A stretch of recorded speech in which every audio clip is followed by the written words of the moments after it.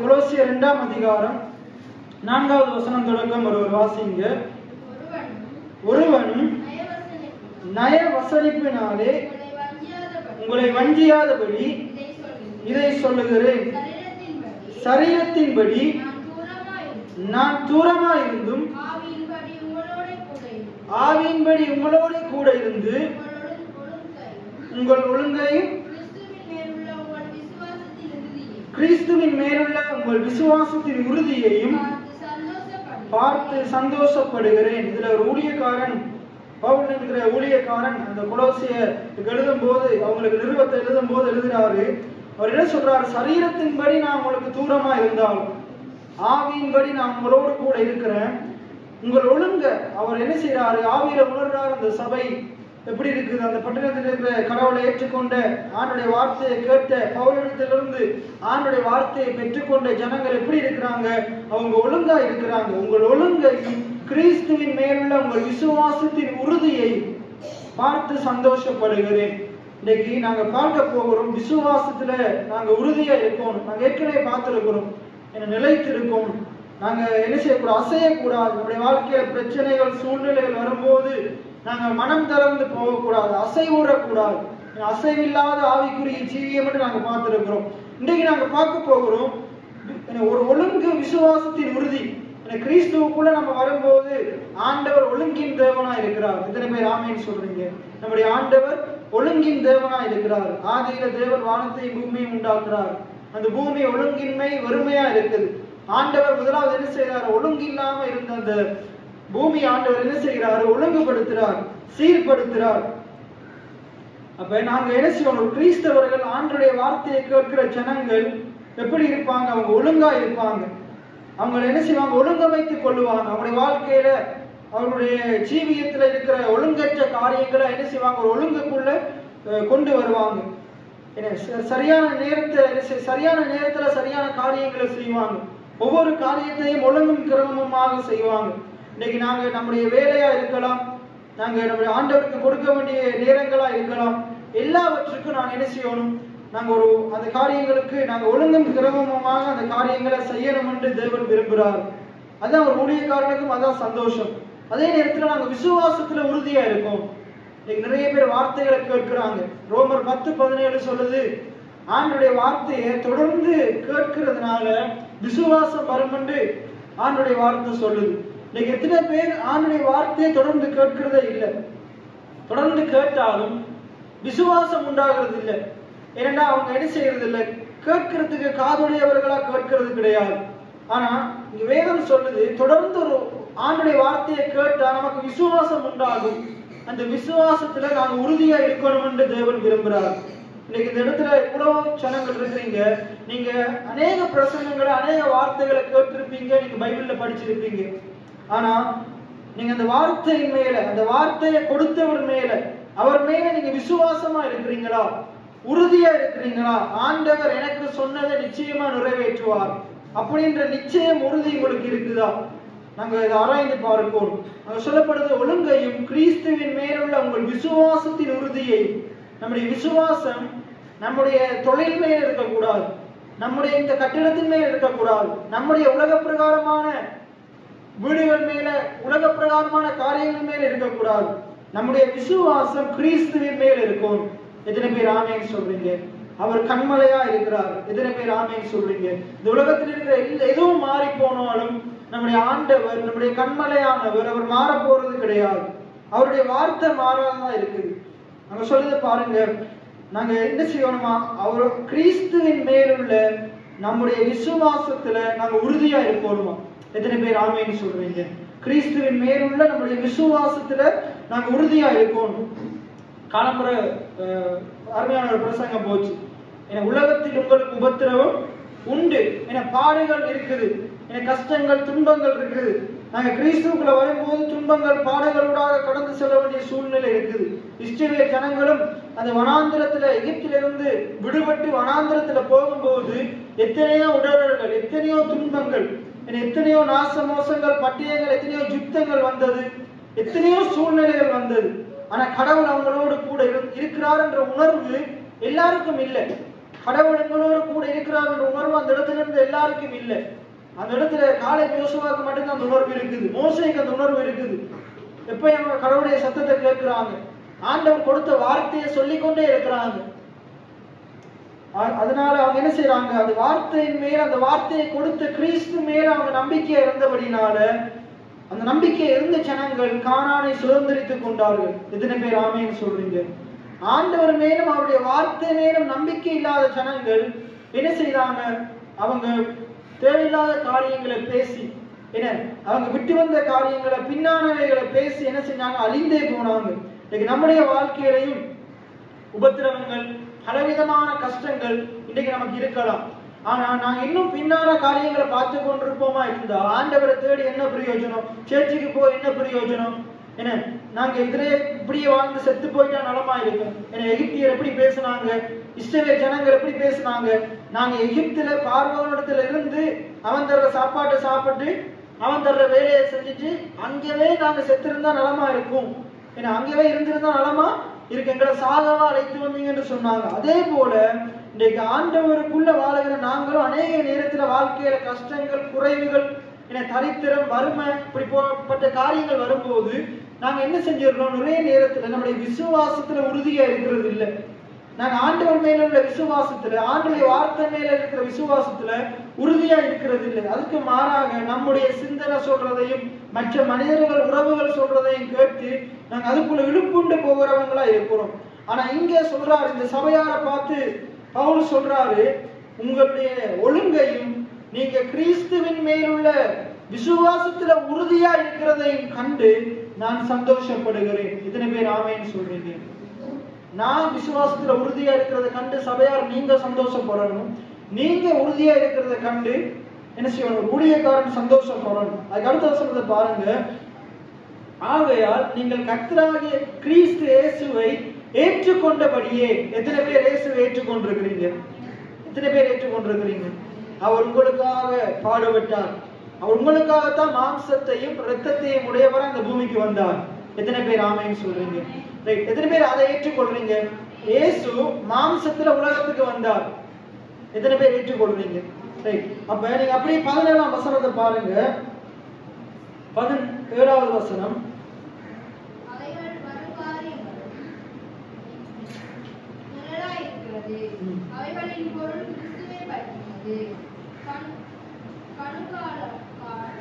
கொலோசியர் 1:20 வாசகம். கொலோசியர் 1ஆம் அதிகாரம் 20வது வசனம். அவர் சிலுவையில் சிந்தின இரத்தத்தினாலே. எத்தனை பேர் இயேசு மாம்சத்துல இந்த பூமிக்கு வந்தார் என்றதை ஏற்றுக்கொள்றீங்க? இயேசு மாம்சத்துல இந்த பூமிக்கு வந்தார். எதற்கு வந்தார்? ஏன் இயேசு ஆவியான தேவன், ஏன் மாம்சத்தையும் இரத்தத்தையும் உடையவரா பூமிக்கு வரணும்?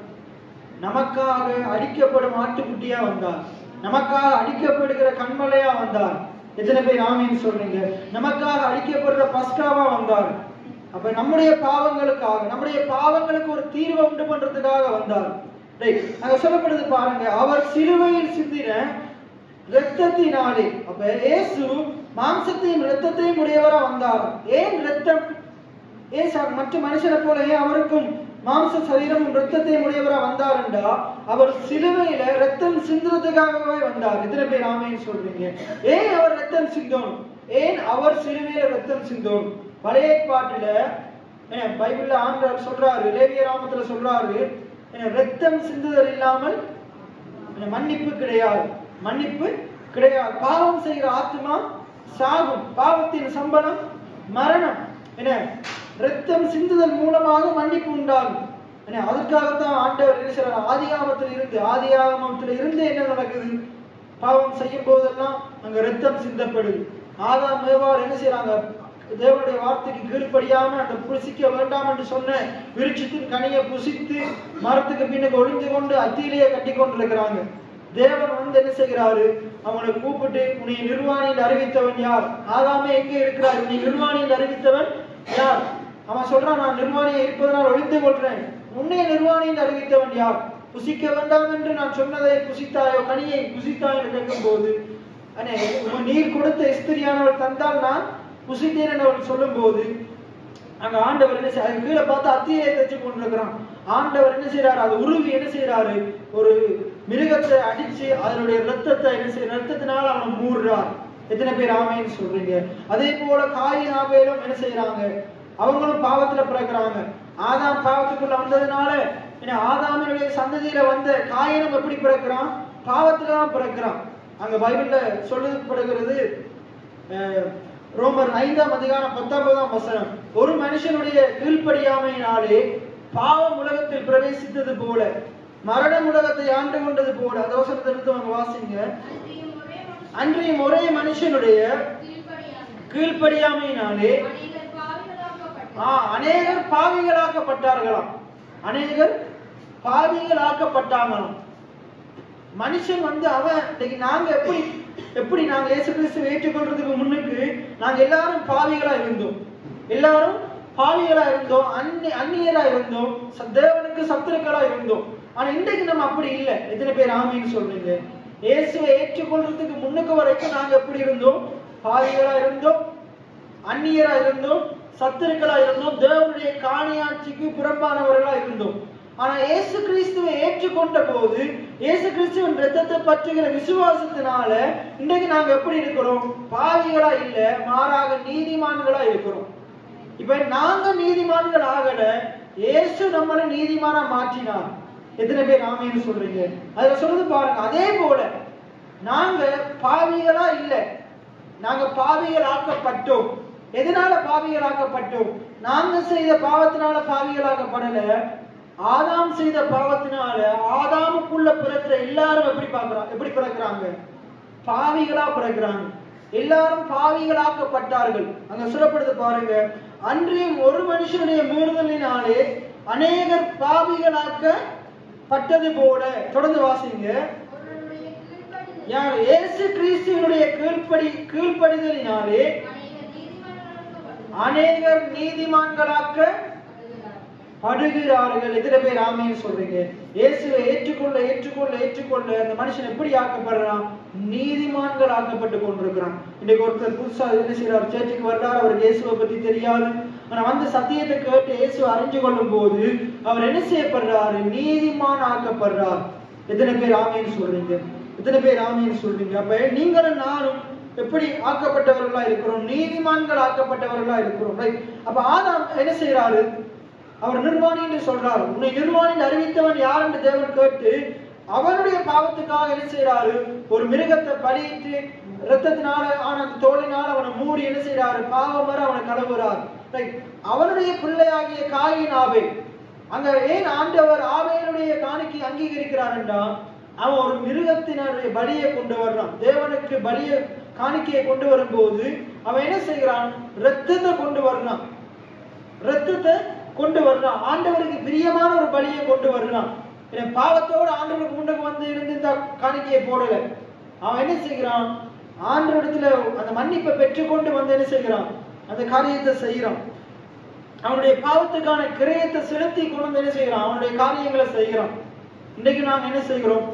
ஆண்டவருக்கு என்று பலிகளை செலுத்துறதுக்கு முன்னுக்கு, காணிக்கையை செலுத்துறதுக்கு முன்னுக்கு நாங்க என்ன செய்யறோம்? ஆண்டவரை ஆராதிக்கிறோம். இன்னைக்கு ஆண்டவர் எதையோ ஆட்டு கடாவையோ காளையோ இன்னைக்கு எதிர்பாருங்கள். ஆண்டவர் இன்றைக்கு நம்முடைய உதடுகளின் கனியாகிய சோஸ்திர பலியில பிரியமுள்ள தேவனா இருக்கிறார். எத்தனை பேர் ஆமீன்னு சொல்றீங்க? நாங்க வாயை திறந்து சொல்லணும். காணிக்கையை செலுத்துறதுக்கு முன்னுக்கு, ஆண்டவருக்கு ஆராதனை பலியிடறதுக்கு முன்னுக்கு, ஆண்டவரே நான் இந்த இடத்துல நிக்கிறதுக்கு தகுதி அற்றவனா இருக்கிறேன். ஆனா நீங்க என்னை என்ன செய்திருக்கிறீங்க? உங்களுடைய இரத்தத்தினால கழுவி சுத்திகரித்து இருக்கிறீங்க, என்னை தகுதிப்படுத்தி இருக்கிறீங்க, இந்த இடத்துல நிக்கிற சிலாக்கியத்தை எனக்கு தந்திருக்கிறீங்க. எத்தனை பேர் ஆமீன்னு சொல்றீங்க? துதித்தலுடனே அவர் சமூக சந்நிதிக்கு வாங்கன்னு அவனுடைய வார்த்தை சொல்லுது. அதற்காக நன்றி. என்னை தகுதிப்படுத்தி இருக்கிறபடினால் புலம்பிக் கொண்டு வராதீங்க. சேர்ச்சுக்கு வரும்போது எப்படி வரக்கூடாது? புலம்பிக் கொண்டு வரக்கூடாது, துதித்தலோடு வரணும், ஆனந்த சத்தத்தோடு வரணும் என்று அவனுடைய வார்த்தை சொல்லுது. இப்ப நம்ம கொலோசியர் 1ஆம் அதிகாரத்துக்கு வருவோம். கொலோசியர் 1ஆம் அதிகாரம் 20வது வசனம் நம்ம சொல்லப்படுது பாருங்க. இயேசு சிலுவையில் சிந்தின இரத்தத்தினாலே என்னத்தை உண்டாக்கினாராம்? சமாதானத்தை உண்டாக்கினாராம். ஏசாயா 59 2ஆம் வசனத்தை ஒருவர் வாசிங்க. ஏசாயா 59:2. ஏசாயா 59:2. உங்கள் அக்கிரமங்களே உங்களுக்கும் உங்கள் தேவனுக்கும் தேவனுக்கு நடுவாக பாருங்க, ஆதாம் பாவம் செய்யறதுக்கு முன்னுக்கு வரைக்கும் ஆதாம் கீழ்ப்படித்து கொண்டிருக்கும் வரைக்கும் ஆதாமுக்கும் தேவனுக்கும் இடையில எந்த தடுப்பும் இல்லை, எந்த இடைவெளியும் இல்லை. ஆதாமும் ஆண்டவரும் தேவனும் என்ன செய்யறாங்க? ஒவ்வொரு நாளும் பகலின் குளிர்ச்சியான வேளையில ரெண்டு பேரும் என்ன செய்யறாங்க? பேசி கொண்டிருக்கிறாங்க, உரையாடி கொண்டிருக்கிறாங்க, உறவாடி கொண்டிருக்கிறாங்க. இந்த பாவம் உள்ளுக்குள்ள வரும் வரைக்கும் ரெண்டு பேருக்கு இடையில என்ன இருக்குது? ஐக்கியம் இருக்குது. என்ன இருக்குது?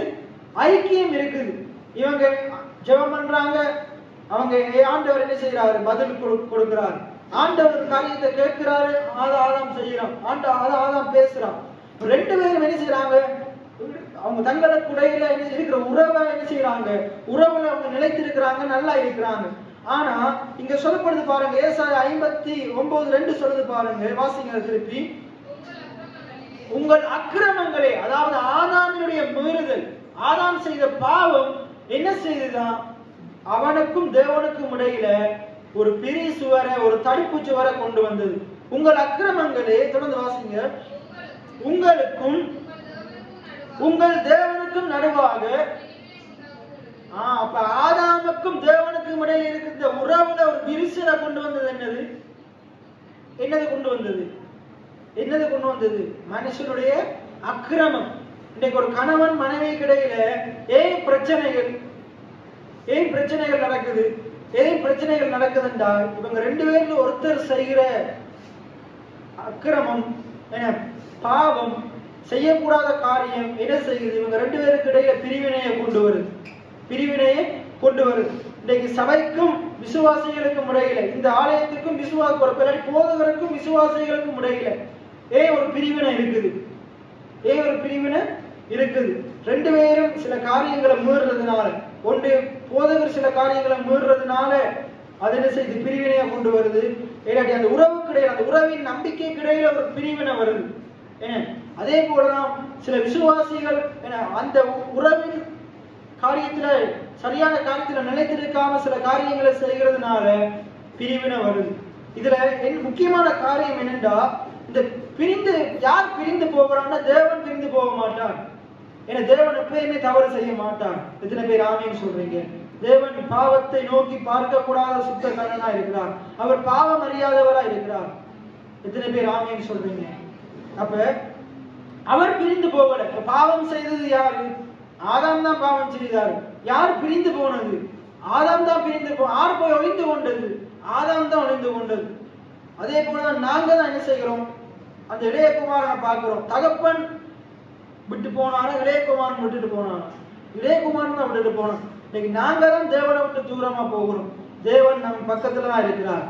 அவர் நம்ம எப்ப வருவோம் எதிர்பார்த்து அந்த காத்திருக்கிற அந்த நல்ல தகப்பனா இருக்கிறார். எத்தனை பேர் ஆமீன் சொல்றீங்க? அப்ப உங்கள் அக்கிரமங்களே உங்களுக்கும் தேவனுக்கும் நடுவாக என்னத்தை உண்டாக்குதான்? பிரிவினையை உண்டாக்குது. நம்முடைய மீறுதல்கள், நம்முடைய பாவங்கள். இன்னைக்கு நாங்க ஜெபிக்க கூடாதபடிக்கு, வேதத்தை எடுத்து படிக்க கூடாதபடிக்கு நிறைய பேர் குடும்ப ஜெபத்துல இருக்கிறதே இல்லை. அதுலயும் நிறைய கணவன்மார் இருக்கிறதே இல்லை. ஜெபத்துக்கு ஒழுங்கா வராதபடிக்கு இன்னைக்கு ஞாயிற்றுக்கிழமை நிறைய பேர் ஏன் வரலன்னு நினைக்கிறீங்க? அவங்க வேலையினால இல்லை, பாவத்துல ஜீவிக்கிறதுனால ஆண்டுடைய சமூகத்துக்கு வர்றதுக்கு பயம். அதான் உண்மை.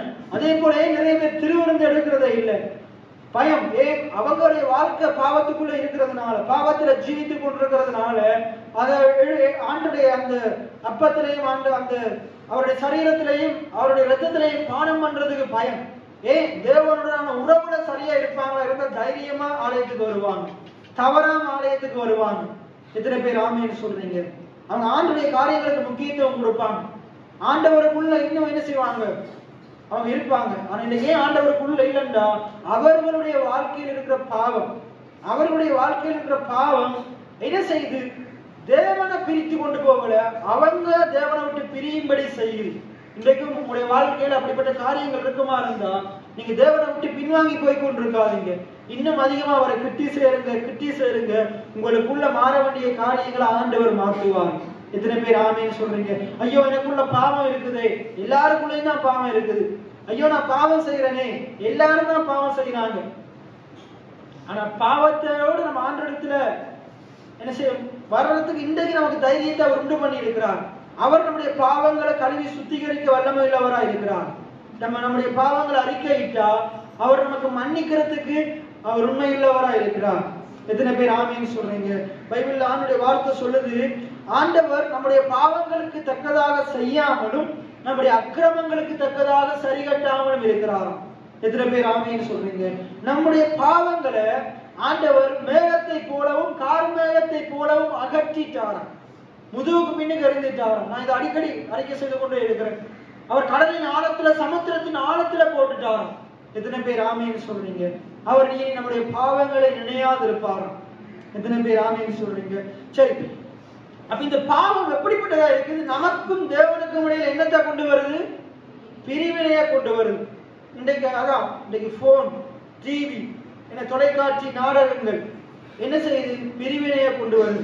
அதே போல தவறான துன்மார்க்கர்களுடைய ஆலோசனைகள், பாவிகளுடைய வழிகளை கேட்டு அதன்படி நடக்கிறதுனால, பரியாசக்காரரோடு நேரம் செலவழிக்கிறதுனால, மற்ற பண ஆசை, ஐஸ்வர்ய மயக்கம், இப்படிப்பட்ட காரியங்கள் என்ன செய்யுது? நம்மளை தேவனை விட்டு பிரிக்குது. நாங்க என்ன செய்யணும்? தேவன் மேல நாங்க நம்பிக்கை உள்ள மனுஷங்களா இருக்கோம். நாங்க என்ன செய்யணும்? நம்முடைய விசுவாசத்துல உறுதியா இருக்கணுமா இருந்தா நாங்க முதலாவது அவரை தேடணும், இயேசுவை தேடணும், இயேசுவை பத்தி அறிவுல வளரணும். எத்தனை பேர் ஆமேன்னு சொல்றீங்க? ரைட். அப்ப பிரிவினையை உண்டாக்குது. அப்ப ஆதாமுக்கும் தேவனுக்கும் இடையில பிரிவினையை உண்டாக்கினது என்னது? ஆதாமினுடைய பாவம், ஆதாமினுடைய அக்கிரமம், ஆதாமினுடைய மீறுதல், ஆதாமினுடைய கீழ்ப்படியாமை. இன்றைக்கும் அப்படித்தான். இன்றைக்கு நம்ம செய்யற தவறு என்ன தெரியுமா? ஏன் நம்ம பாருங்க, விபச்சாரம் பாவம் இல்லை, களவு பாவம் இல்லை. என்ன பின்ன அப்படி சொல்றீங்க?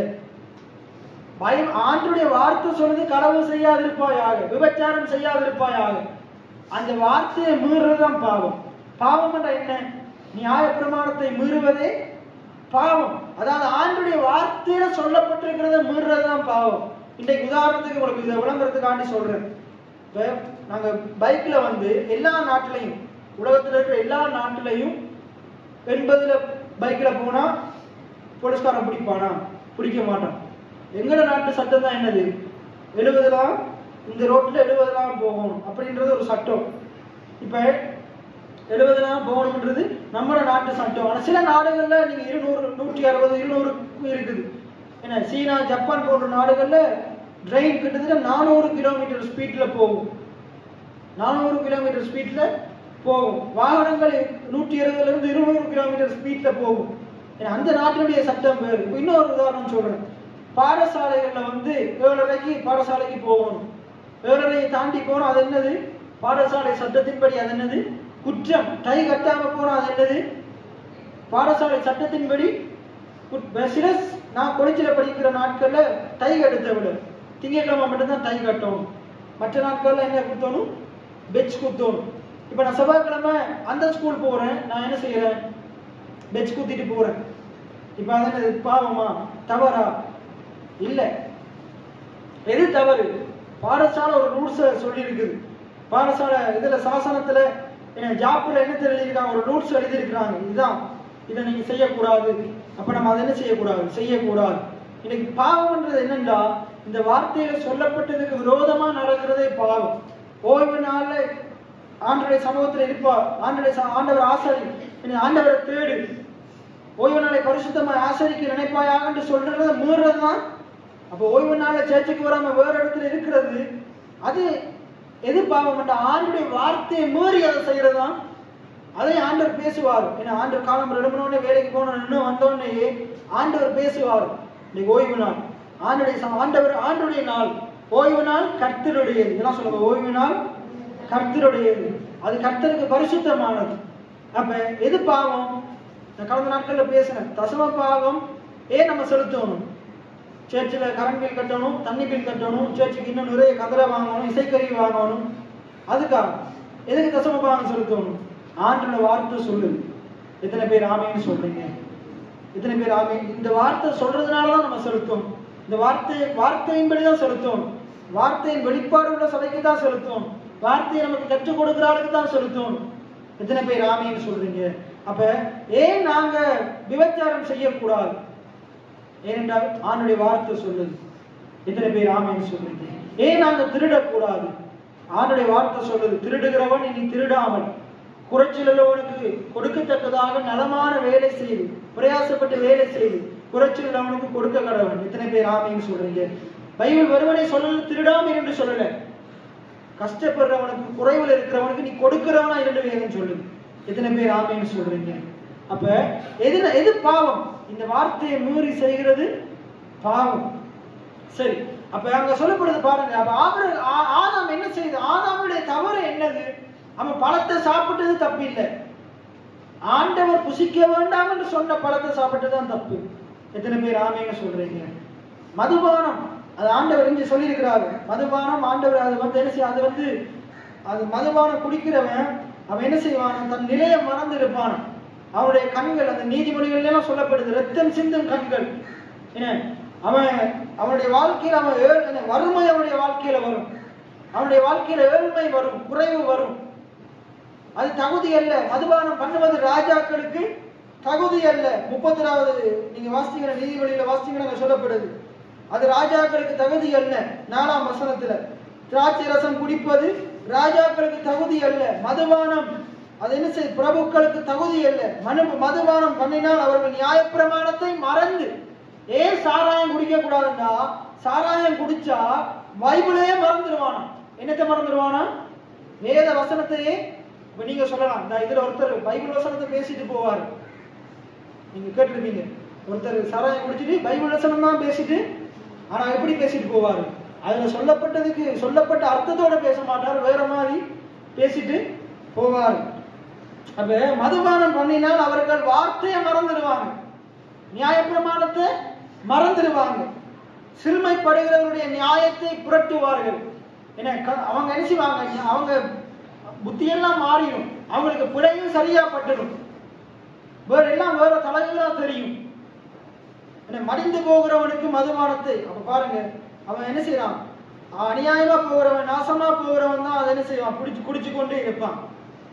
என்ன செய்வான்? இந்த வருத்தத்தை அவன் காரணம் சொல்லுவான். என்னது? நான் இந்த உடல் வலிக்காக தான், கஷ்டத்துக்காக தான் குடித்தேன்னு சொல்லி சாக்கு போக்கு காரணங்களை அவங்க சொல்லுவாங்களாம். அப்ப இது பாருங்க, பாவம்ன்றது என்னது? ஆண்டவருடைய வார்த்தையை மீறி செய்யறதுதான் பாவம். ஆதாம் செய்த பாவம் என்ன? ஆண்டவர் சொல்றாரு, இதை புசிக்க வேண்டாம் என்று சொல்றார், இதை குடிக்க வேண்டாம் என்று சொல்றார், இதை செய்ய வேண்டாம் என்று சொல்றார். அவர் சொன்னதை அதுக்கு மாறா செய்யறதுதான் பாவமா இருக்குது. அப்ப இந்த பாவத்தை செய்யறதுனால என்ன நடக்குது? தேவனுக்கும் மனுஷனுக்கும் இடையிலான உறவுல என்ன நடக்குது? ஒரு விரிசல் ஏற்படுது, ஒரு பிரிவினை ஏற்படுது. பாருங்க, அவருடைய தேவன் மேல இருக்கிற விசுவாசத்துல உறுதி இல்லை. இப்ப ஆதாமுக்கு உறுதி இல்லை. என்ன உறுதி இல்லை? ஆதியாகத்திலே அதை பார்க்கலாம். இவ்வளவு நாள் ஆதாம் தேவன் வரும்போது போய் ஒளிந்து கொண்டானா? ஒளிந்து கொள்ளல. தேவன் எப்ப வருவார்னு இவன் எதிர்பார்த்து காத்திருக்கிறான். எத்தனை பேர் ஆமேன்னு சொல்றீங்க? எத்தனை பேர் பாஸ்டர் வீட்டுக்கு வருவார்னு எதிர்பார்த்து காத்திருக்கிறீங்க? ஒவ்வொரு நாளும் வந்தாலும் பரவாயில்ல, எத்தனை பேர் காத்திருக்கிறீங்க? இல்லாட்டி வந்துடவே கூடாது, வந்தா நாங்க டிவி போட இயலாது, நாடகம் பார்க்க இயலாது, இப்படி பயப்படுறாங்க. எத்தனை பேர் இருக்கிறீங்க? எத்தனை பேர் இருக்கிறீங்க? ஆனா ஆதாம் எப்படி இருந்தா தெரியுமா? பாவம் செய்யறதுக்கு முன்னுக்கு எப்ப ஆண்டவர் வருவார், ஆண்டவர் எப்ப வருவார், ஆண்டவர் எப்ப வருவார் என்று எதிர்பார்த்து காத்திருக்கிறான். ஆனா பாவம் செய்த பிறகு என்ன நடக்குது? ஆண்டவருடைய வார்த்தையை மீறின பிறகு, அவர் சொன்னதை செய்யாம விட்ட பிறகு என்ன நடக்குது? அவனுக்கு பயம் வந்துருது. இன்னைக்கு நீங்க நிறைய இடத்துல வேலை செய்கிறீங்க. நீங்க வேலை செய்கிற இடங்கள்ல உங்களோட முதலாளி என்ன செய்கிறாரு? சொல்றார், இந்த வேலையை செய்யுங்க. இல்லாட்டி நீங்க உங்களோட பிள்ளைங்களுக்கு சொல்றீங்க, நீங்க உங்களோட பிள்ளைகளுக்கு ஒரு வேலையை சொல்றீங்க, நான் வெளியே அந்த கடை மட்டும் போயிட்டு வரேன், இந்த வேலையை செஞ்சு அவன் அதை தலைகளாக்கி வச்சா என்ன நடக்கும்? அவன் வந்து நீங்க வரும்போது எங்கேயாச்சும் ஒளிஞ்சு நிற்பான், இல்லாட்டி அவன் வெளியில எங்கேயாச்சும் போயிடுவான். நீங்க வரும்போது அந்த இடத்துல நிற்கவே மாட்டான், எங்கேயாச்சும் சுத்திட்டு கொஞ்ச நேரத்துக்கு பிறகு வருவான். வந்து நீங்க கேட்டீங்களா வந்து தூரமாவே நிற்பான், நீங்க திறத்த ஓடி சுத்தி தெரியுவான். ஆனா நீங்க சொன்னபடி அவன் செஞ்சிட்டா, நீங்க அங்க தூரத்துல வரும்போது வாசல்ல வந்து உங்க கிட்ட ஓடி வந்து அம்மா நான் செஞ்சிட்டேன்னு என்ன செய்வான்? சொல்லுவானா இல்லையா? அதே போலதான் ஆதாம் என்ன செஞ்சிட்டான்? ஆண்டவருடைய வார்த்தையை மீறின பிறகு தேவனுக்கிட்ட போறதுக்கு அவனுக்கு என்ன வந்துருச்சு? பயம் வந்துருச்சு. தேவனுக்கிட்ட தைரியமா முதல் மாதிரி போக இயலல. அவர் சொன்னதை செய்யாம விட்டுட்டு என் ஆண்டவர் சொன்னதை, தேவன் சொன்னதை நான் செய்யாம விட்டுட்டேனே, அவருடைய வார்த்தையை மீறிட்டேனே, அவர் புசிக்க வேண்டாம் என்று சொன்னாரே, அதனால என்ன செய்ய முடியல, ஆண்டவர் அருகில போக முடியல. ஆண்டவர் கிட்ட போன ஆண்டவர் என்னை ஏற்றுக்கொள்ளுவாரு, என்னை அந்த பாருங்க அந்த உறுதி அவனுக்கு இல்லாம போயிருச்சு. இப்ப நான் கேட்கிறேன், ஆதாம் வந்து அவன் பழத்தை பறித்து புசித்திருந்தாலும் அவன் ஆண்டவர் கிட்ட போயிருந்த ஆண்டவர் அவனோட பேசியிருப்பாரா மாட்டாரா? கட்டாயம் பேசியிருப்பார், கட்டாயம் பேசியிருப்பார், வேறொரு தீர்வை சொல்லி இருப்பார். ஆனா அவன் என்ன செய்யல, ஆண்டவர் கிட்ட அவன் போகல. அவன் என்ன செஞ்சிட்டான், மாறா ஒரு மரத்துக்கு பின்னுக்கு போயிட்டு ஒளிந்து கொள்றான், தன்னை ஆண்டவருக்கு மறைத்து கொள்றான். இன்னைக்கு நம்முடைய வாழ்க்கையிலே அப்படித்தான். ஆண்டவருடைய வார்த்தைக்கு விரோதமா சில காரியங்களை நம்ம செஞ்சு என்ன செய்கிறோம், நம்முடைய ஜெப வாழ்க்கை இல்லாம போயிடுது, வேதத்தை கையில ஏந்தாம போயிடுறோம். ஏன்னா வளமையா நம்ம ஆண்டவருக்குள்ள வரும்போது நல்லா இருக்கிற நம்ம என்ன செஞ்சிடறோம், ஜெப வாழ்க்கை குறைஞ்சிருது, ஆண்டுடைய ஆலயங்கள்ல பங்கு பெற்றது குறைஞ்சிருது, ஜெப கூட்டங்களுக்கு பங்கு பெற்றது குறைஞ்சிருது, நாளடைவுல ஒன்றுமே இல்லாம போயிருது. ஏதோ பேருக்கு கிறிஸ்தவங்க மாதிரி சர்ச்சுக்குள்ள போயிட்டு என்ன செய்யறோம், வந்து இருந்துட்டு அமர்ந்துட்டு போயிடுறோம். ஒரு உறுதியற்ற ஒரு வாழ்க்கையை வாழ்ந்து கொண்டிருக்கிறோம். அப்ப ஆண்டவர் இன்னைக்கு நமக்காக தான் பேசி கொண்டிருக்கிறார். எத்தனை பேர் ஆமென் சொல்றீங்க? நாங்க எப்படி இருக்கணும், நாங்க இப்படிப்பட்ட ஒரு வாழ்க்கை வாழ்ந்து கொண்டிருக்க கூடாது, நாங்க ஆண்டவரோட ஐக்கியமா இருக்கோம். அதுதான் தேவன் விரும்புகிறார். விசுவாசத்துல நாங்க உறுதியா இருக்கோம், இயேசு கிறிஸ்துவுக்குள்ள நாங்க இன்னும் உறுதியா இருக்கோம். பாவத்துக்குள்ள அக்கிரமத்துக்குள்ள வாழ்ந்தாலும் ஆண்டவர் எனக்கு உதவி செய்வார். எத்தனை பேர் ஆமென் சொல்றீங்க? இன்னைக்கு ஒருவேளை உங்களுடைய வாழ்க்கையில விட முடியாத நிறைய பாவங்கள், தவறுகள், காரியங்கள் இருக்கலாம், ஆண்டவர் அதை மாற்றுவார். அது உங்களால மாற்ற முடியாது, உங்களுடைய சுயபலத்தினால அதை விட்டு வெளியே வர முடியாது. என்னாலையும் அது உங்களை என்னால என்னையே மாற்ற முடியாது. என்னால எப்படி உங்களை மாற்ற முடியும்? உங்களை மாற்றவே என்னையே ஆண்டவர் தான் மாற்றி கொண்டிருக்கிறார். இன்னும் நாங்க மாற வேண்டியது இருக்கு, நாங்க எல்லாருமே மாற வேண்டியது இருக்குது. எத்தனை பேர் ஏற்றுக்கொள்றீங்க? நாங்க எல்லாரும் மாற வேண்டி இருக்குது. இப்ப நம்ம ஆண்டவருக்கு தான் உதவி கேட்கணும். ஏன்னா பைபிள் சொல்றது, குருடனுக்கு வழிகாட்ட முடியாது, நமக்கு ஆண்டவர் உதவி செய்கிறவரா இருக்கிறார். எத்தனை பேர் ஆமென் சொல்றீங்க? அப்ப இங்க வேதம் என்னத்தை சொல்லுது பாருங்க. இப்ப நீங்க கொலோசியர் 1 அதிகாரம் 20வது வசனத்திலிருந்து வாசிங்க. கொலோசியர் 1 அதிகாரம் 20வது வசனம். இப்ப இயேசு சிலுவையில ஏன் ரத்தம் சிந்தினாராம்? அவர் சிலுவையில் சிந்தின ரத்தத்தினாலே என்னது, மனுஷனுக்கும் தேவனுக்கும் இடையில பாவம் உள்ள வந்து நடுவுல வந்து என்னத்தை உண்டாக்கிருச்சு? பிரிவினை உண்டாக்கிருச்சு. மனுஷனுக்கும் தேவனுக்கும் இடையில, மனுஷனுக்கும் ஆதாமுக்கும் இடையில பாவம் உட்பிரவேசித்து மனுஷனுக்கும் ஆதாமுக்கும் தேவனுக்கும் இடையில என்னத்தை உண்டாக்கிருச்சு? பிரிவினை உண்டாக்கிருச்சு. இப்ப இயேசு உள்ள வர்றாரு. இயேசு உள்ள வந்து பாவத்தை தன் மீது ஏற்றுக்கொண்டு சமாதானத்தை கொடுக்கிறார். எத்தனை பேர் ஆமென் சொல்றீங்க? நம்முடைய தேவன் சமாதான காரணரா இருக்கிறார். ஏசாயால சொல்லப்படுது, நமக்கு ஒரு பாலகன் பிறந்தார், நமக்கு ஒரு குமாரன் கொடுக்கப்பட்டார், கர்த்தத்துவம் அவர் தோளின் மேல் இருக்கும், அவர் நாமம் அதிசயம். எத்தனை பேர் ஆமென் சொல்றீங்க? அவர் சமாதானம் உடையவரா இருக்கிறார், சமாதானத்தை கொடுக்கிறவரா இருக்கிறார். உலகம் கொடுக்கிறது காட்டிலும் அவர் கொடுக்கிற சமாதானம் பரிபூரணம் உடையதா இருக்கு. எத்தனை பேர் ஆமென் சொல்றீங்க? அப்ப அவர் நமக்கு சமாதானத்தை கொடுத்திருக்கிறார். நமக்கும் பிதாவுக்கும் இடையில இருந்த பிரிவினை எடுத்துட்டார். பாவத்தை அவர் தன் மீது ஏற்றுக்கொண்டுட்டார். 2 கொரிந்தியர் 5:21 சொல்லுது, அவர் நமக்காக பாவமானார், நாம் நீதிமான்கள் ஆக்கப்பட்டோம், நாங்க தேவனுடைய நீதியை பெற்றுக்கொண்டோம். அங்க சொல்லுது, நமக்கு அவர் ரத்தம் சிந்தினதுனால. எத்தனை பேர் இயேசு எனக்காக ரத்தம் சிந்தினார்ன்றதை விசுவாசிக்கிறீங்க? அப்ப உங்களுக்கும் பிதாவுக்கும் இடையில சமாதானம் உண்டாயிருக்கிறது, அதன் மேலே நீங்க உறுதியா இருக்கும். அதனாலதான் எபிரேயர் 4:16 சொல்லுது, இரக்கத்தை பெறவும், எல்லாம் சொல்லுங்க, இரக்கத்தை பெறவும் ஏற்ற சமயத்தில் சகாயம் செய்யும் கிருபையை அடையவும் தைரியமாய் என்னால் தேவனுடைய சமூகத்துக்கு முன்பாக கிருபாசன தண்டைக்கு முன்பாக செல்லும் சிலாக்கியத்தை என் இயேசு எனக்காக உண்டு பண்ணினார், எனக்காக சம்பாதித்தார். எத்தனை பேர் ஆமென் சொல்றீங்க? அப்ப இயேசுவால பிதாவுக்கு முன்னுக்கு போய் நிக்க முடியுமா? அப்ப அவரை விசுவாசிக்கிற உங்களால என்னாலே அவருக்கு முன்பாக போக முடியும். எத்தனை பேர் ஆமென் சொல்றீங்க? சரி, ரைட். அப்ப ரத்தம் என்ன செய்யுது? நமக்கும் தேவனுக்கும் இடையில என்னத்தை உண்டாக்கிருச்சு? சமாதானத்தை உண்டாக்கிருச்சு. இன்றைக்கு நாங்கள் தேவனுக்கிட்ட போக முடியும், தேவனை நோக்கி கூப்பிட முடியும், அவர் நம்முடைய சத்தத்தை கேட்பார், நமக்கு பதில் கொடுப்பார். எத்தனை பேர் ஆமென் சொல்றீங்க? ரைட். அதுக்கடுத்து பாருங்க, பூலோகத்தில் உள்ளவைகள் பரலோகத்தில் உள்ளவைகள் யாவையும் அவர் மூலமாய் தமக்கு ஒப்புரவாக்கி கொள்ளவும் அவருக்கு பிரியமாயிற்று. எத்தனை பேர் ஆமென் சொல்றீங்க? தேவன் என்ன செய்தாராம்? பூலோகத்தில் இருக்கிறதுக்கும் பரலோகத்தில் இருக்கிறதுக்கும் இயேசு கிறிஸ்து அனுப்பி அவர் மூலமா ரெண்டு பேருக்கு இடையில என்னத்தை உண்டாக்கிட்டானா? ஒப்புரவாக்குதலை உண்டாக்கிட்டாராம்.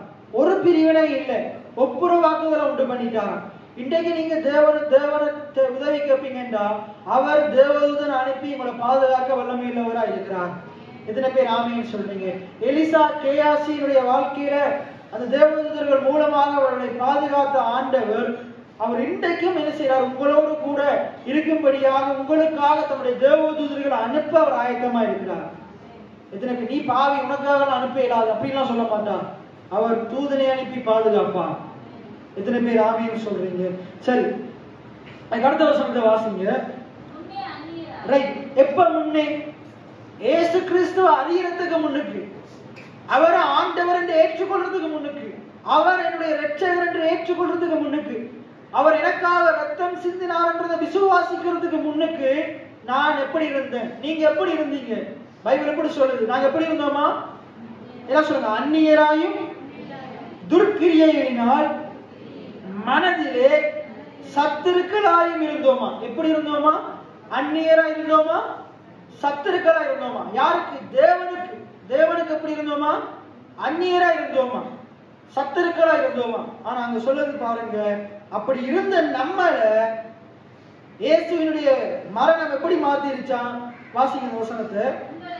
உங்களையும் பரிசுத்தராகவும் குற்றமற்றவர்களாகவும் கண்டிக்கப்படாதவர்களாகவும் தமக்கு முன்பாக நிறுத்தும்படியாக அவருடைய மாம்ச சரீரத்தில் அவருடைய மரணத்தினாலே, அங்க தேவன் என்ன செய்தாராம்? அவருடைய குமாரனாகிய இயேசுவினுடைய மரணத்தினாலே. நான் முதலே கேட்டவங்க, இயேசு மாம்சத்தையும் இரத்தத்தையும் உடையவரா பூமிக்கு வந்தார் எத்தனை பேர் விசுவாசிக்கிறீங்க? அப்ப அதே மாதிரி இயேசு என்னுடைய பாவங்களுக்காக ரத்தம் சிந்தினார் எத்தனை பேர் விசுவாசிக்கிறீங்க? இப்ப அந்நியரா சத்துருக்களா தேவனுடைய காணியாட்சிக்கு புறம்பாய்ந்த எனக்காக என்னைய பரிசுத்தனாகவும் குற்றமற்றவனாகவும் கண்டிக்கப்படாதவருமா தேவனுக்கு முன்பாக நிறுத்தும்படியாக. எப்படி எல்லாம் சொல்லுங்க? பரிசுத்தராகவும் குற்றமற்றவராகவும் கண்டிக்கப்படாதவராகவும். திருப்பி சொல்லுங்க. பரிசுத்தராகவும். நீங்க யாரு? நீங்க யாரு? பரிசுத்தர். நீங்க யாரு? குற்றமற்றவர். எல்லாம் சொல்லுங்க. குற்றம் அற்றவர். நீங்க யாரு? கண்டிக்க வராதவர். நிறைய பேர் யோசிக்கிறாங்க, நான் செய்யற அக்கிரமத்துக்கு என்னெல்லாம் செய்யணும்னு எனக்கு தான் தெரியும். இன்னைக்கு நம்மள ஆண்டவர் குற்றம் உள்ளவனா பார்க்கறதே கிடையாது. ஏனென்றால் அவர் நமக்காக இயேசு அப்படி பார்த்தார். இயேசு கல்வாரி சிலுவையில் தொங்கினாரே, அவர் ஏதாச்சும் பாவம் செஞ்சாரா? அவர் ஏதாச்சும் அக்கிரமம் செஞ்சாரா? ஒன்றுமே செய்யல. அதுதான் 2 Corinthians 5:21 சொல்லுது, நமக்காக அவர் பாவமானார். எத்தனை பேர் ஆமீன் சொல்றீங்க? நமக்காக அவர் பாவமானார், நம்மளை நீதிமான் ஆக்கினார். எத்தனை பேர் ஆமீன் சொல்றீங்க? நம்முடைய பாவத்தை அவர் ஏற்றுக்கொண்டு நம்மளை பரிசுத்தவான்களா மாத்திட்டார். இன்னைக்கு நான் யாரு? நான் பரிசுத்தவான். எத்தனை பேர் ஆமீன் சொல்றீங்க? ரைட். அங்க சொல்றது பாருங்க. அப்ப இன்னைக்கு நம்ம யாரு? பரிசுத்தராகவும் குற்றமற்றவராகவும் கண்டிக்கப்படாதவர்களாகவும் தமக்கு முன்பாக நிறுத்தும்படியாக. யாருக்கு முன்பாக? தேவன் அவருக்கு முன்னாக என்னை எப்படி நிறுத்தும்படியாக? பரிசுத்தராகவும் கண்டிக்கப்படாதவனாகவும் குற்றமற்றவனாகவும் நிறுத்தும்படியாக என்னுடைய பாவம் சாபம் அக்கிரமங்களை இயேசுவின் மேல வைத்து அவரை மரணித்து அவர் மாம்ச சரீரத்தில் அந்த மரணத்தை சுமந்து கொண்டதுனால ஆண்டவர் அவரோடு என்னை ஒப்புரவாக்கிட்டார். அவரோடு என்னைய ஒப்புரவாக்கிட்டார். இன்னைக்கு இந்த ஜோசுவா படிச்ச பாட்டுல இருக்குது, என்ன? பிதாவோடு என்னை சேர்த்துட்டாரு. பிதாவோடு இயேசு என்ன செய்தாரா? நம்மளை பிதாவோடு சேர்த்துட்டாராம். எத்தனை பேர் ஆமீன் சொல்றீங்க? நமக்கு புத்திர சுவிகாரத்தை கொடுத்துட்டாராம். நமக்காகவே யாவையுமே செய்து முடித்துட்டார் சிலுவையில். எத்தனை பேர் ஆமீன் சொல்றீங்க? அப்ப பாருங்க, அழகா அந்த வார்த்தை சொல்லுது. சரி, இப்ப அடுத்த வசனத்தை வாசிங்க. இது ரைட் வாசிங்க. ரைட், இதுதான் சரியான சுவிசேஷம். எது சுவிசேஷம்? ஆண்டவர் ஏன் ரத்தம் சிந்தினார்? உனக்கும் தேவனுக்கும் இடையில சமாதானத்தை உண்டாக்க ரத்தம் சிந்தினார். இதுதான் சுவிசேஷம். இயேசு ரத்தம் சிந்தினார், எனக்கும் தேவனுக்கும் இடையில சமாதானத்தை உண்டாக்க ரத்தம் சிந்தினார். எத்தனை பேர் ஆமீன் சொல்றீங்க? எத்தனை பேர் ஆமீன் சொல்றீங்க? என்னைய தேவனோட ஒப்புரவாக்க இயேசு ரத்தம் சிந்தினார். எத்தனை பேர் ஆமீன் சொல்றீங்க? அதுக்கு அடுத்தது, நீ பாவி என்று சொல்றது என்ன? இல்ல சுவிசேஷம்.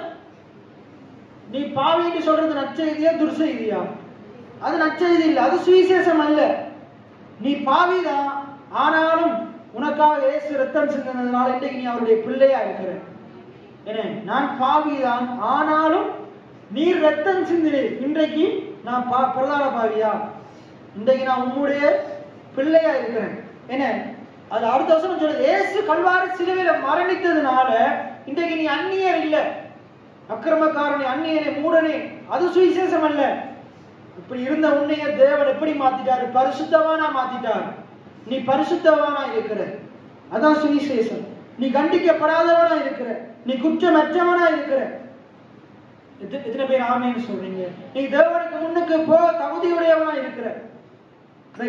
அப்ப இந்த சுவிசேஷத்தை நீங்க என்ன செய்யணும்? நீங்கள் கேட்ட சுவிசேஷத்தினாலே, என்ன சொல்லுங்க? கேட்ட சுவிசேஷத்தினாலே, கேட்ட சுவிசேஷத்தினாலே என்ன செய்யணுமா? சுவிசேஷத்தை என்ன செய்யணுமா? கேட்கணுமா? ஏன்னா இன்றைக்கு நிறைய பேர் கேட்கிறதே கிடையாது. என்ன, சந்தியில இருந்து கொண்டு வேற என்னமோலாம் கேட்பாங்க. வேற ஸ்தலத்துல தேவையில்லாத கதையெல்லாம் கேட்பாங்க. கண்டகடி இடத்துல தேவையில்லாதெல்லாம் கேட்பாங்க. இங்க ஆராதனைக்கும் வெளியே இருந்து கொண்டு போன்ல தேவையில்லாதெல்லாம் கேட்பாங்க. ஆனா என்னத்தை கேட்க மாட்டாங்க? என்னத்தை கேட்க மாட்டாங்க? ஆண்டுடைய வார்த்தையை கேட்க மாட்டாங்க, சுவிசேஷத்தை கேட்க மாட்டாங்க. என்ன பைபிள் சொல்லுது? நீங்கள் கேட்ட, என்ன சொல்லுங்க? நீங்கள் கேட்ட சுவிசேஷத்தினால் என்ன உண்டாகுதா? நம்பிக்கை உண்டாகுதா? நம்பிக்கை உண்டாகுதா? எங்க பின்னாஸ் நம்பிக்கை உண்டாகுது? ஆராய்ச்சி உங்க குடும்பத்துல இன்னைக்கு ஒரு மரணம் வரப்போகுதுன்னா அந்த தீர்க்க தரிசனத்துல நம்பிக்கை, அது சுவிசேஷமா? அதுல நம்பிக்கை வருது. ஆனா இங்க வசனத்தை எடுத்து இதுல இருக்கிறத பேசும்போது என்ன வருது? இல்ல நம்பிக்கை வருது. இன்றைக்கு இன்று கண்ட எகிப்தியரை நீ காண மாட்டாய், எங்க நடக்க போகுது? இப்படித்தான் வருது. ஏன் ஆண்டவர் சொல்றாரு, நீ கானானை நீ சுதந்திரித்துக் கொள்ளுவாய், கானானை சுதந்திரித்து கொள்ளு. நம்பிக்கை வருதே இல்லை. காலை விசுவாக்க மட்டும்தான் நம்பிக்கை வருது. ஆனா அங்கிருந்து 10 பேர் வந்து சொல்றாங்க, என்ன சொல்றாங்க? அங்க இருக்கிற ஆட்கள் எல்லாம் பெரிய ஆட்கள், அவங்கள நம்மளால ஒன்றுமே செய்ய முடியாது.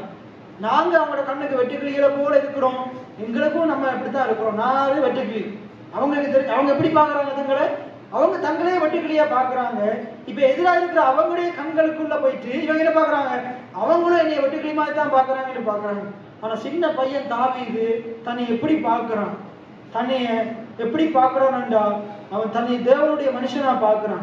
எனக்குள்ள ஆண்டவர் இருக்கிறார், என்னோட ஆண்டவர் இருக்கிறார், எவ்வளவு பெரிய கோலியாத்தை என்னால் மேற்கொள்ள முடியும் என்று பார்க்கிறான். எத்தனை பேர் ஆமீன் சொல்றீங்க? நீங்க உங்களை எப்படி பார்க்கறீங்க? உங்களுக்குள்ள நம்பிக்கை இருக்குதா? விசுவாசம் இருக்குதா? பிரச்சனைகளை சூழ்நிலைகளை விட்டு தாண்டி போக இயலும். இன்றைக்கு நான் வாழ்கிற வாழ்க்கை இல்லை, எனக்காக தேவன் ஒரு பெரிய வாழ்க்கையை வச்சிருக்கிறார், அதை என்னால சுதந்திரிக்க முடியும். எத்தனை பேர் விசுவாசிக்கிறீங்க? அப்ப இங்க சொல்றது பாருங்க, நீங்கள் கேட்ட சுவிசேஷத்தினால் உண்டாகும் நம்பிக்கையை விட்டு, நம்பிக்கையை விட்டு எல்லாம் சொல்லுங்க, அசையாமல் ஸ்திரமாயும் உறுதியாயும் விசுவாசத்திலே நிலைத்திருப்பீர்களானால் நீங்க நம்புறபடி உங்களுக்கு ஆகும், நீங்க விசுவாசிக்கிறபடி உங்களுக்கு ஆகும். எத்தனை பேர் ஆமேன்னு சொல்றீங்க? நீங்க பாருங்க, இன்னைக்கு இந்த மேல என்ன சுவிசேஷம் சொல்லப்பட்டிருக்கு? இயேசு ரத்தம் சிந்தினார், இயேசு தன்னுடைய மாம்ச சரீரத்துல மரணத்தை ஏற்றுக்கொண்டார். எதற்காக? பிதாவோடு உங்களை ஒப்புரவாக்குறதுக்காக, உங்களுக்கு பிதாவுக்கு இடையில இருக்கிற உறவுல சமாதானத்தை உண்டாக்குறதுக்காக. ஏன்னா அந்நியரா இருந்த உங்களை, தேவனுக்கு சத்துருக்களா இருந்த உங்களை பரிசுத்தரா மாற்றும்படியாக, குற்றமற்றவர்களா மாற்றும்படியாக, கண்டிக்கப்படாதவர்களா மாற்றும்படியாக. இப்ப நீங்க உங்களை எப்படி நீ பார்க்கணும்? வேதம் சொல்லுகிறபடியினால நான் தேவனுக்கு முன்னுக்கு செல்றதுக்கு தகுதி உடையவனா இருக்கிறேன்.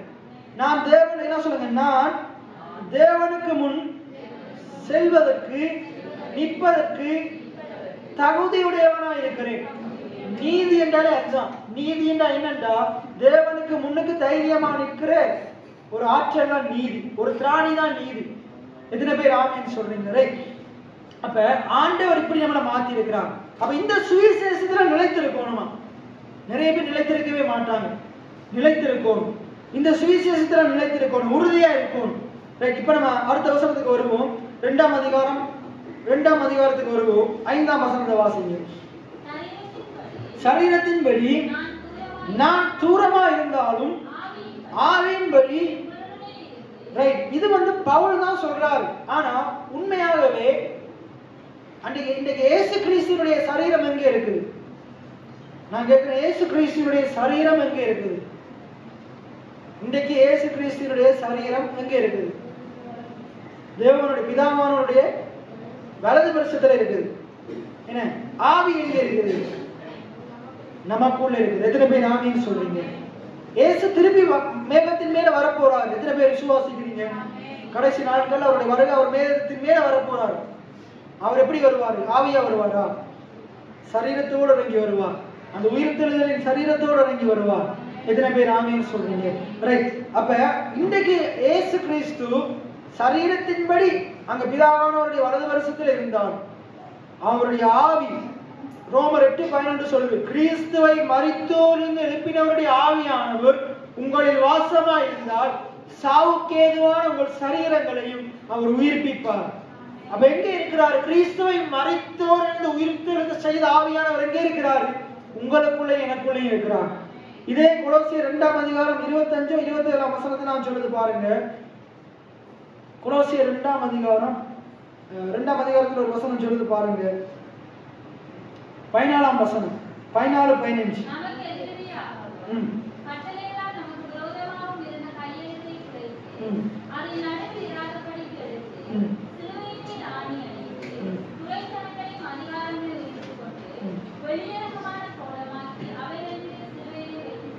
சிலுவை வெற்றி சிறந்தார். அதுக்கடுத்த வசனம்,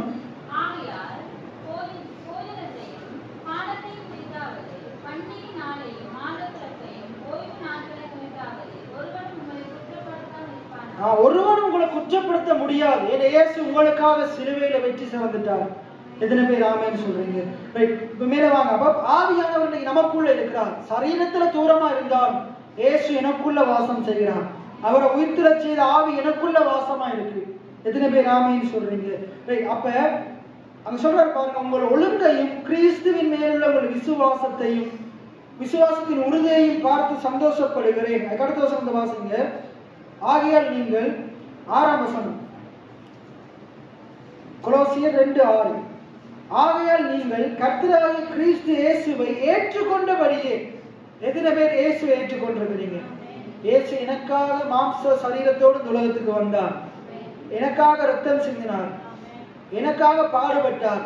எனக்காக மரித்தார். எனக்காக அடக்கம் பண்ணப்பட்டார். எனக்காக உயிர்த்தெழுந்தார். இன்னைக்கு பரிசுத்த ஆவியானவரை எனக்கு உதவியா தந்திருக்கிறார். எத்தனை பேர் விசுவாசிக்கிறீங்க? எத்தனை பேர் இதை ஏற்றுக்கொள்றீங்க? அப்ப இந்த சுவிசேஷத்தை நீங்க ஏற்றுக்கொண்டது மட்டும் இல்ல, இன்னும் என்ன செய்யணும்? இந்த ஆழங்களை அறிந்து கொள்ளும்.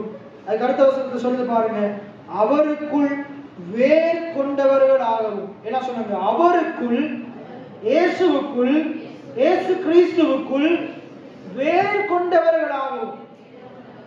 ஏற்றுக்கொண்டா பத்தாது. இயேசுவை சொந்த இரட்சகரை ஏற்றுக்கொண்டா பத்தவே பத்தாது. என்ன செய்யணுமா? நாளுக்கு நாள் அவருக்குள்ள வேறு கொள்ளும், ஆழங்களை அறிந்து கொள்ளும், மறைந்திருக்கிற ரகசியங்களை அறிந்து கொள்ளும். எத்தனை பேர் ஆமென் சொல்றீங்க? வேறு கொள்ளும். வேறு கொள்ளும். இருக்கிற மாதிரி இருந்துடக்கூடாது. நிறைய பேர் சொல்லா, யார் வம்புக்கும் போறதை விட யார் தும்புக்கும் இப்படியே இருக்கிற மாதிரி இருந்துட்டு போயிடும், வாழ்ந்துட்டு போயிடும். இல்ல, நாளுக்கு நாள் வளரணும். நாளுக்கு நாள் வளர்ந்தாதான் கனி கொடுக்க முடியும். எத்தனை பேர் ஆமென் சொல்றீங்க? ஆமா, வேறு கொண்டாதான் இருக்கு, உள்ள இருக்கிற ஊட்டச்சத்துக்கள் எடுக்க முடியும். ஒரு மரம் வெப்ப செழிப்பா வளரணும்டா, அதுல வேர் நல்லா சென்று அந்த மண்ணில் இருக்கிற அதுக்கு தேவையான ஆகாரத்தை, நீரை பெற்றுக்கொள்ளும் போதுதான் அது என்ன செய்ய முடியும்? பச்சையத்தை என்ன செய்ய முடியும்? ஒளித்தூப்புக்காக பச்சையத்தை உற்பத்தி செய்ய முடியும். அதே போலதான் ஒரு விசுவாசி சேர்ச்சிக்கு வந்து போறதுனால அவன் மேல வந்துட போறது இல்லை, அவனுடைய வாழ்க்கை நல்லா இருக்க போறது இல்லை. அவன் என்ன செய்வான்? சும்மா சேர்ச்சுக்கு வந்து போகிறவன் காற்று பிரச்சனைகள், சூழ்நிலைகள், கடன், வியாதி, வறுமைகள், குழப்பங்கள் என புரிந்து கொள்ளாத காரியங்கள் வரும்போது என்ன செஞ்சிருவான்? பிரிஞ்சு போயிடுவான், இல்லாம போயிடுவான். அவன் நிலைத்திருக்க மாட்டான். அவனுடைய அஸ்திபாரம் என்ன செய்யாது? நிலைத்திருக்காது.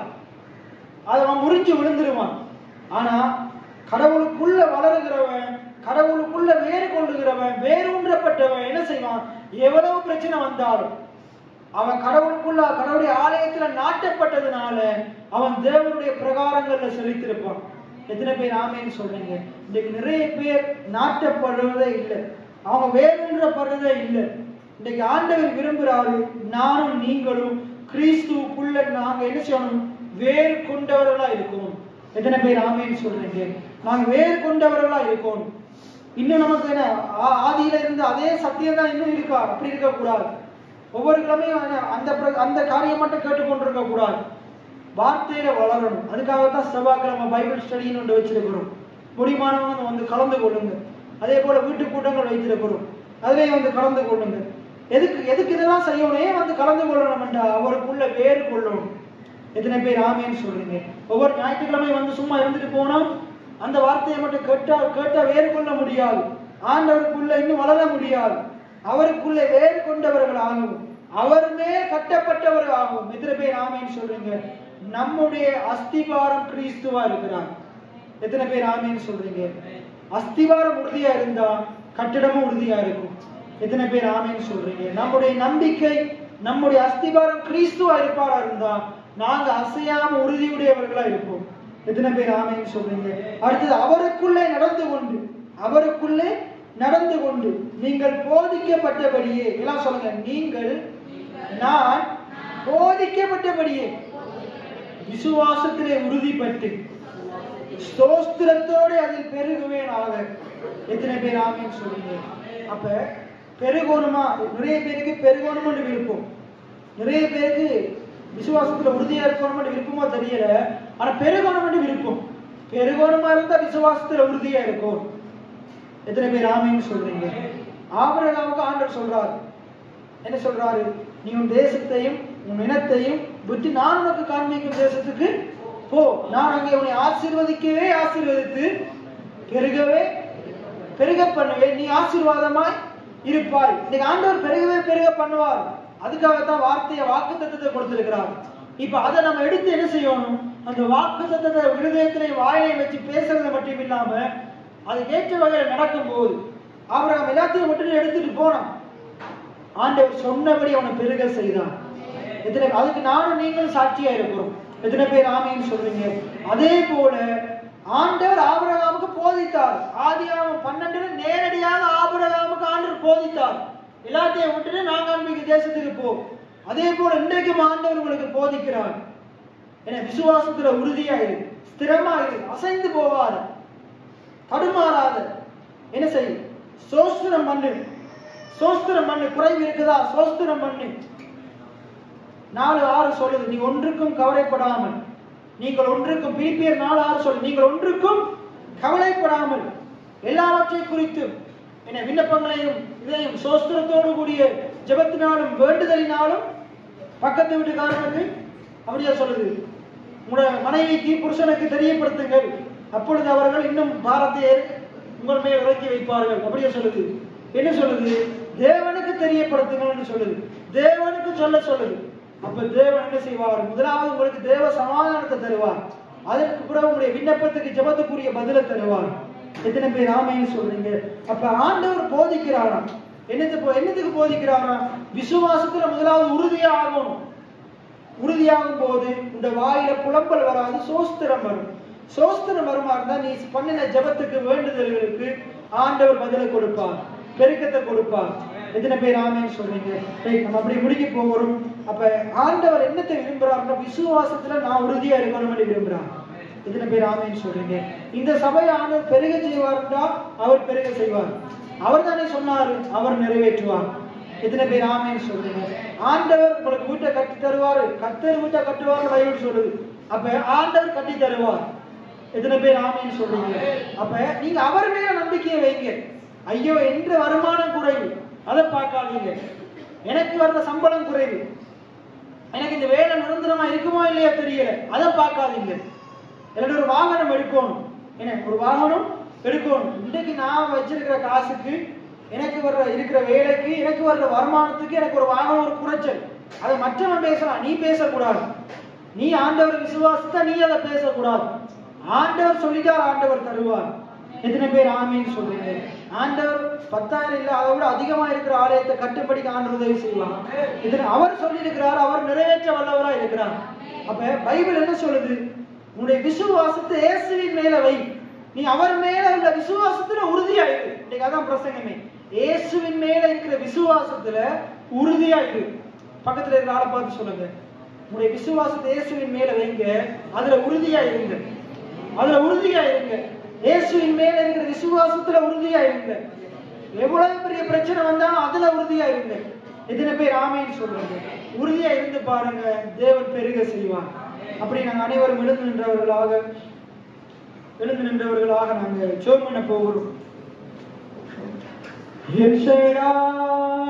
தெய்வமே, சர்வ வல்லமையுள்ளவனே,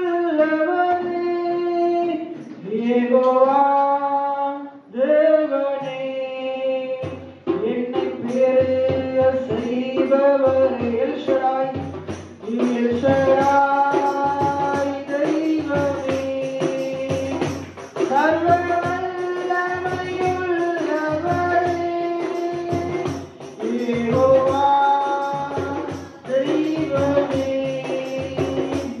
என்னை பெரிய செய்பவரே, நம்பத்தக்கவர் நீர் ஒருவர்தானே, உண்மையுள்ளவர் நீர் ஒருவர். நம்பத்தக்க வாயிலக்கு பாருமா, நீர் ஒருவர்தானே, உண்மையுள்ளவர் நீர். பொய் சொல்ல பொய்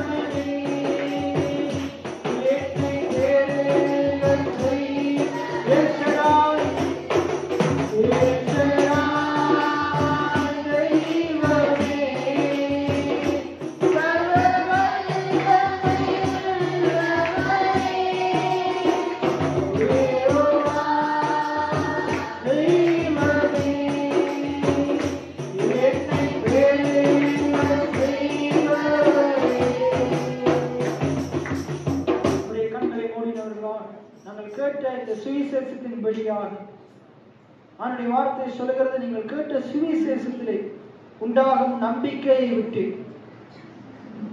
அசையாமல் ஸ்திரமாயும் உறுதியாயும் விசுவாசத்திலே பெருகுவீர்களானால் நீங்கள் நம்புகிறபடி, நீங்கள் விசுவாசிக்கிறபடி உங்களுக்கு ஆகும்.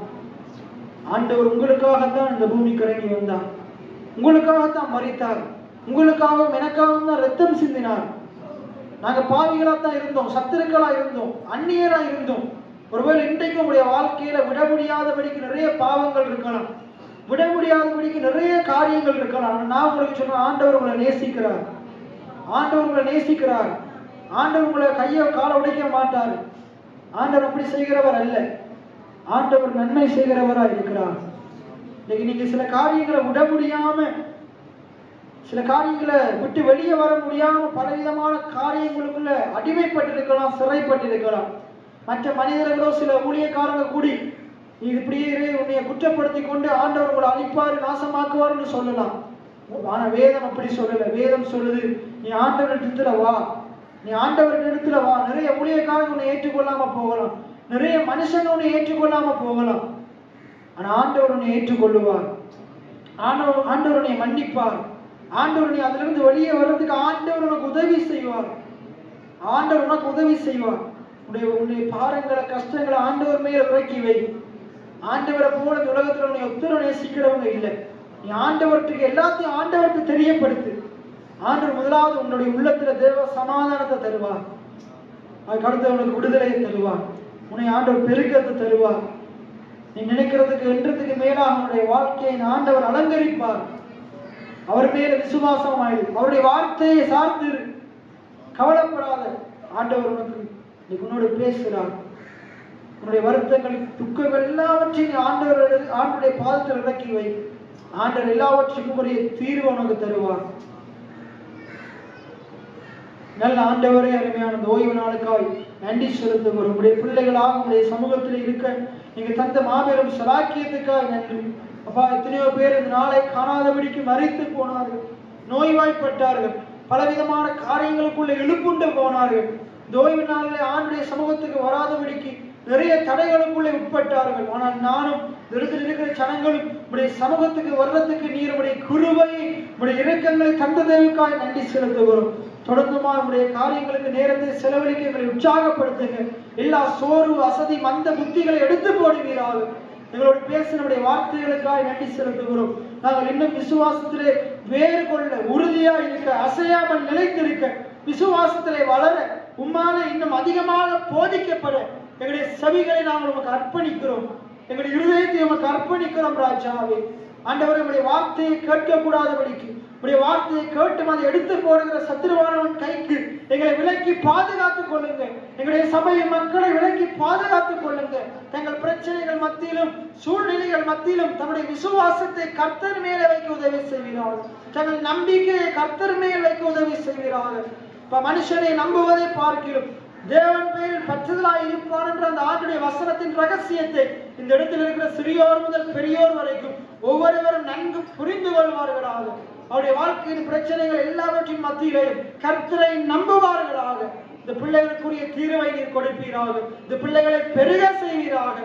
நீர் இவர்கள் ஒவ்வொருவருடைய வாழ்க்கையிலையும் சர்வ வல்லமையில தெய்வம் என்பதை வெளிப்படுத்துவீராக சுவாமி, வெளிப்படுத்துவீராக. ஆண்டவருக்கு பிள்ளைகளை தொழில் வளங்களை ஆசீர்வதிங்க, கையின் பிரயாசங்களை ஆசீர்வதிங்க. உம்முடனான உறவில இன்னும் சீர்பொருந்துவார்களாக. குடும்ப ஜெபம் அதில் எல்லாரும் கலந்து கொள்வார்களாக. தனிப்பட்ட ஜெப வாழ்க்கை மெருகேறுவதாக, வேத வாசிப்பு மெருகேறுவதாக. அப்பா, முடிந்த அளவு கூட்டங்களில் கலந்து கொள்வார்களாக சுவாமி. உணர்வுள்ள இருதயத்தை கொடுங்க, நிலைவரமான ஆவியை கொடுங்க சுவாமி. புதுப்பிங்க ராஜாவே. நன்றி செலுத்துகிறோம். எங்களோடு பேசின தயவுக்காக நன்றி செலுத்துகிறோம். எங்களை தாழ்த்தி உம்மை உயர்த்தி ஆண்டவராக இயேசுவின் நாமத்தினால் ஜெபம் எடுக்கிற நல்ல பிதாவே. கர்த்தர் உங்களை ஆசீர்வதித்து காக்க கடவர். கர்த்தர் தம்முடைய முகத்தை உண்மையில் பிரசன்னமாக்கி உண்மையில் கிருபையா இருக்க கடவர். இந்த உலகத்திலே வாழுகிற நாட்களிலே விசுவாசத்திலே உறுதியாக அசையாமல் நிலைத்திருந்த எல்லாவற்றிலும் என் தேவன் உங்களை பெருக செய்வாராக. உங்களுடைய கையின் பிரயாசத்தை பெருக செய்வாராக. உங்களுக்கு இருக்கிறவைகளை பெருக செய்வாராக. உங்கள் சந்ததியை பெருக செய்வாராக. என் ஆத்துமாவை கர்த்தரை ஸ்தோத்திரி, என் முழு உள்ளமே கர்த்தருடைய பரிசுத்த நாமத்தை ஸ்தோத்திரி. என் ஆத்துமாவை கர்த்தரை ஸ்தோத்திரி. கர்த்தர்